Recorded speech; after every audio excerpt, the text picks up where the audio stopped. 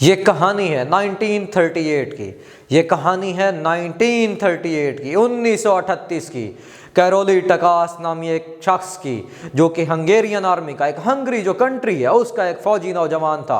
वो अपने आप को, उसका एक ख्वाब था, उसका एक विजन था, वो अपने आप को दुनिया का बेस्ट पिस्टल शूटर बनाना चाहता था और वो अपने मकसद के बिल्कुल करीब पहुंच चुका था।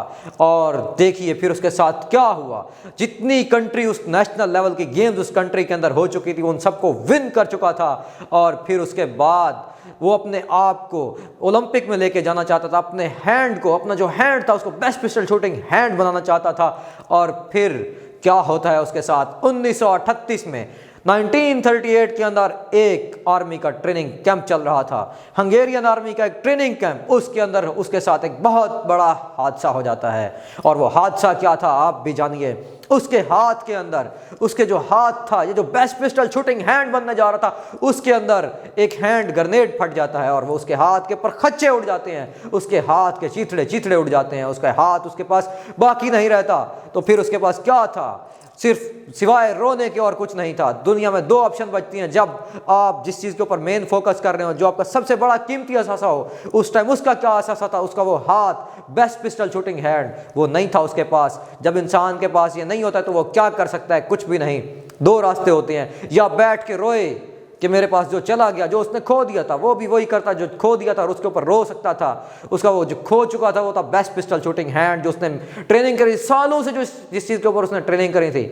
और या तो फिर उसके पास दूसरा ऑप्शन था, वो फोकस करता उसके ऊपर जो उसके पास था, और उसके पास था ये एक लेफ्ट हैंड, जिससे वो एक लिख तक नहीं सकता था, जिससे वो कोई काम नहीं कर सकता था। लेकिन उसने क्या किया, उसने कहा मैं इस हैंड को दुनिया का बेस्ट पिस्टल शूटिंग हैंड बनाऊंगा। उसने उसके ऊपर फोकस किया जो उसके पास था, और उसके पास था एक लेफ्ट हैंड। उसने उसके प्रैक्टिस करी, हॉस्पिटलाइज रहा। 1 महीने के बाद जब हॉस्पिटल से उसको छुट्टी हुई, जब फ्री हुआ, तो वो सीधा गया, उसने प्रैक्टिस स्टार्ट कर दी अपने लेफ्ट हैंड की, और पूरे 1 साल तक प्रैक्टिस की।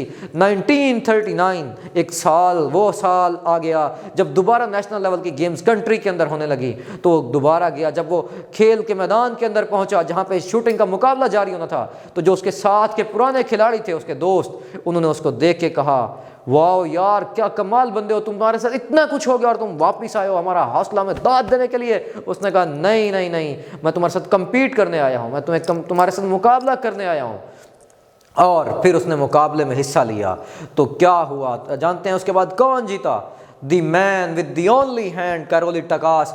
कोई नहीं जानता था कि इसने पूरे 1 साल में क्या किया। उसने किसी को बिदा बताए, पूरा 1 साल मेहनत करी थी, अपना शूटिंग के मुकाबले में हिस्सा लेता रहा था, अपने खुद जो है ना प्रैक्टिस करी थी, अपने आप को ट्रेनिंग करी थी, इतनी सख्त ट्रेनिंग कि वो 1939 वाला वो जो दिन था नेशनल लेवल की गेम्स का, उसने अचीव कर लिया। अब 1940 का वेट करने लगा कि 1940 और ओलंपिक, पूरी दुनिया पे जहाँ पे खिलाड़ी आए होते हैं उसके अंदर मैं हिस्सा लूँ और अपने हाथ को दुनिया का बेस्ट शूटिंग हैंड बनाऊं, पूरी दुनिया का बेस्ट पिस्टल शूटिंग हैंड। लेकिन क्या हुआ, 1940 आते ही वर्ल्ड वॉर 1 की वजह से ओलंपिक कैंसिल हो गई। और फिर उसका ओलंपिक 4 साल के बाद जो होनी थी 1944 में। अब फिर उसके पास उसका जो मकसद था वो जब बिल्कुल करीब पहुंच चुका था, वो फिर जो ना बहुत आगे चला गया। 1944 तक उसने अपना गिव अप नहीं किया, उसने कभी गिव अप नहीं किया, वो फिर ट्रेनिंग करता रहा, वो प्रैक्टिस करता रहा। 1944 और वर्ल्ड वॉर 2 की वजह से ओलंपिक फिर से कैंसिल, 1948 पे चली गई।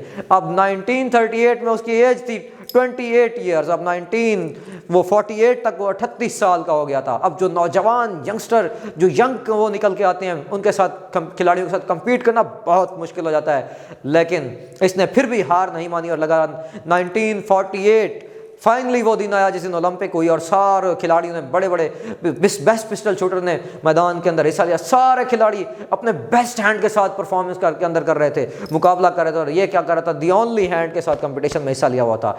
और ओलंपिक स्टार्ट हुई, आपको पता है गोल्ड मेडल किसने जीता खत्म होने पे? The man with the only hand, Karoly Takacs. और ये फिर यहाँ पे भी नहीं रुका, इसने और विजन को अपना बड़ा रखा हुआ था।